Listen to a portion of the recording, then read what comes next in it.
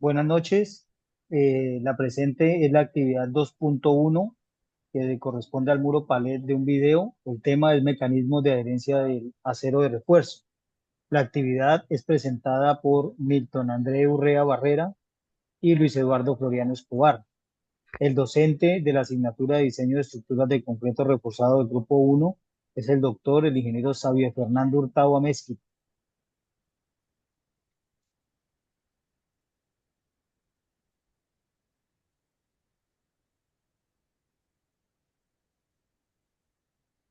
Mecanismos de adherencia del acero de refuerzo. Es el mecanismo por el cual el acero y el concreto trabajan como una unidad estructural para transferir los esfuerzos. Eso es importante para la integridad del concreto reforzado. La adherencia se explica a través de tres mecanismos principales que actúan de forma continua. La primera es la adherencia química, la segunda es la adherencia por fricción y la tercera es el anclaje mecánico. Adherencia química es la unión molecular entre la superficie del acero y el cemento hidratado del concreto, formando una capa fuerte, se pierde con el tiempo o a aplicarse cargas grandes.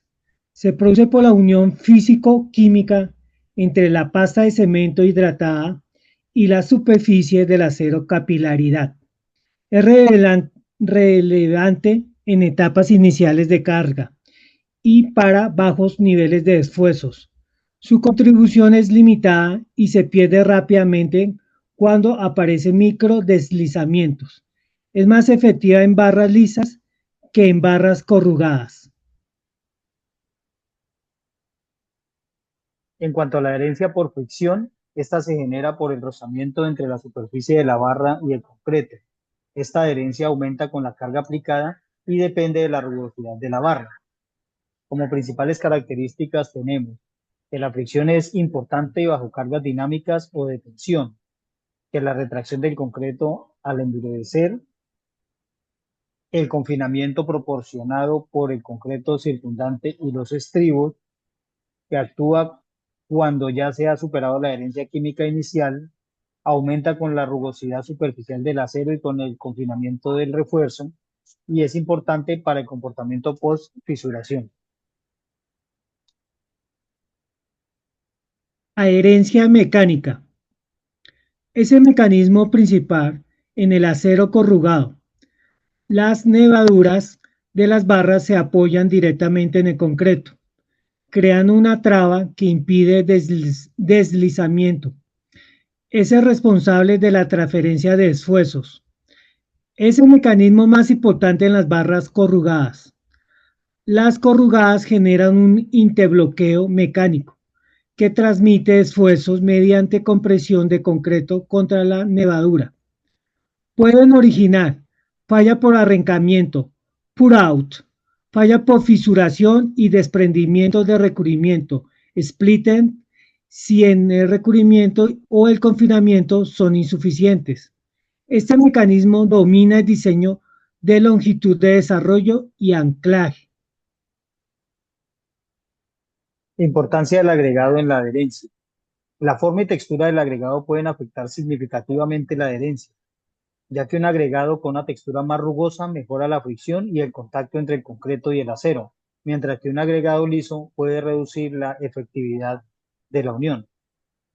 Por eso, en la gran mayoría de obras se trabaja con agregado triturado. Localización de las barras. La posición de las barras de refuerzo en relación al concreto es muy importante, ya que la orientación y el confinamiento de las barras durante el vetido afectan la distribución de los esfuerzos y pueden influir en la adherencia, especialmente en zonas críticas de la estructura, como los nudos o las zonas donde se presentan los mayores momentos, como en el centro de las vigas. En cuanto al recubrimiento, este es muy importante, ya que en el concreto armado se debe garantizar la integridad del acero de refuerzo. Se debe evitar que este acero entre en contacto con el medio ambiente y con la humedad. Una de las medidas más importantes de prevención de este fenómeno es colocar un concreto de recubrimiento, el cual no es más que una cantidad de concreto que separa la superficie de acero de refuerzo con el exterior, y es importante para el correcto funcionamiento del hormigón armado.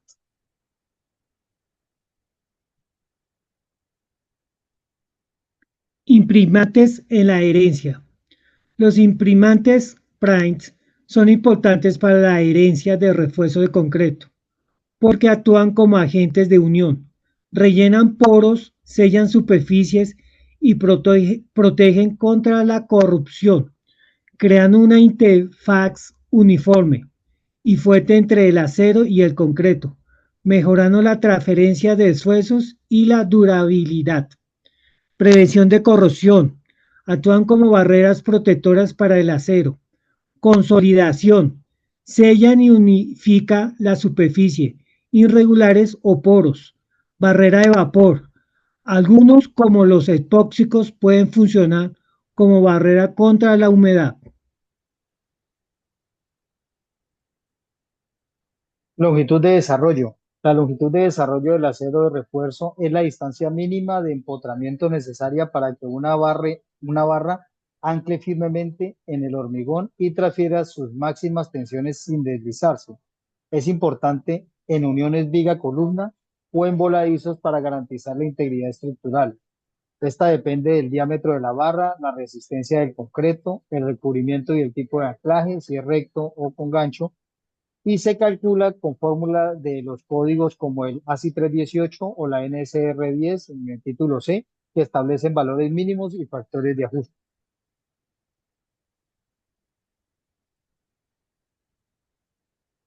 Empalme de refuerzo. Los empalmes son fundamentales para la continuidad de refuerzo en estructuras de concreto. Existen dos tipos principales: traslape, que es la superposición del refuerzo, y el segundo son los empalmes mecánicos, que utilizan conexiones para unir de manera segura. En cuanto a los empalmes por traslape, el empalme por traslape es una técnica de construcción para unir dos varillas de acero de refuerzo, superponiéndolas y sujetándolas generalmente con alambre para prolongar el acero y transferir esfuerzo, permitiendo que funcionen como una sola barra continua, lo cual se logra por la adherencia con el concreto circundante, siendo importante calcular su longitud según el diámetro de la barra y el tipo de elemento, viga o columna, para asegurar la resistencia estructural. Empalme mecánico. Un empalme mecánico de acero es un dispositivo o sistema utilizado para unir dos piezas de acero, como barras de refuerzo, tubos o cobre o cables, para transferir refuerzas y asegurar la continuidad e integridad estructural.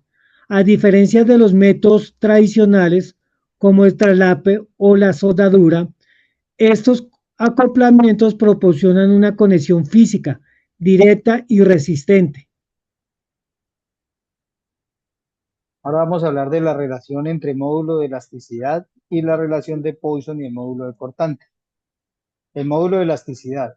El módulo de elasticidad de un material es la relación entre el esfuerzo al que está sometido el material y su deformación unitaria.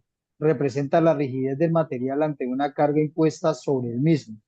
Cuando la relación entre el esfuerzo y la deformación unitaria a que está sometido el material es lineal, constante, y los esfuerzos aplicados no alcanzan el límite de proporcionalidad, el material tiene un comportamiento elástico que cumple con la ley de Hooke, como vemos en la gráfica y con las fórmulas de la diapositiva.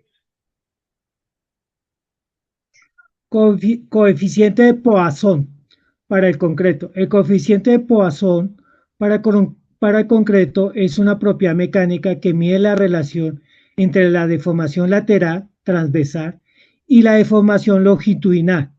Cuando se aplica una carga axial, indica que tan delgado que se puede material lentamente comprimirse o estirarse. Generalmente varía entre 0.15 y 0.20. Para concretos normales, aunque puede cambiar según la edad y la tensión, y es fundamental para entender la estabilidad y la deformación de estructuras de hormigón. La relación entre Poisson y la deformación elástica. El coeficiente de Poisson es una constante elástica. Explica la relación entre las deformaciones de la zona elástica del material, donde la deformación es reversible y es reversible al no superar la tensión del límite elástico en la zona plástica de la curva tracción-deformación. A mano derecha vemos la curva. Módulo de corte. El módulo de corte G se relaciona con el esfuerzo cortante y la deformación angular en un material. Su cálculo es fundamental para evaluar el comportamiento de la estructura bajo cargas tangenciales, asegurando su estabilidad y resistencia. El módulo de corte en el concreto. El módulo de corte G en el concreto mide su rigidez frente a fuerzas cortantes paralelas a la superficie, crucial para el diseño sísmico y de estructuras expuestas a torsión, relacionando el esfuerzo constante con deformación cortante, mientras que el módulo de elasticidad S se relaciona con la compresión y flexión. Ambos son vitales. G indica rigidez torsional, mientras que S describe la deformación elástica general, estimándose a menudo a partir de la resistencia a compresión, F'C. Ejemplos. El módulo de elasticidad S se calcula a través de una fórmula que es 4700 raíz de Fc. Aquí presentamos el cálculo para diferentes resistencias de concreto. Como vemos, entre mayor tengamos la capacidad de concreto tenga mayor resistencia, el módulo será mayor. El módulo de Poisson en la NSR nos da un valor único para un coeficiente de Poisson de concreto, sino que nos permite un rango usualmente entre 0,15 y 0,20, siendo 0,15 un valor conservador recomendado para cálculos si no hay ensayos, mientras que 0,20 es usado por muchos programas de diseño como valor por defecto. El módulo cortante, como ya hemos dicho, tiene su relación directamente con el módulo de elasticidad y se calcula como G igual al módulo de elasticidad dividido 2 veces el Poisson más 1. El módulo de elasticidad, hacemos un cálculo donde calculamos con el módulo de elasticidad con un Poisson de 0,20, calculamos los G. Igual que el módulo de elasticidad, este va aumentando entre mayor sea resistente de concreto. Abajo presentamos cómo los programas, en este caso de TAPS, trae el cálculo automático del módulo de Poisson en función del módulo de elasticidad. Y muchas gracias. Esta es la presentación y hasta aquí llegamos. Gracias. Muchas gracias.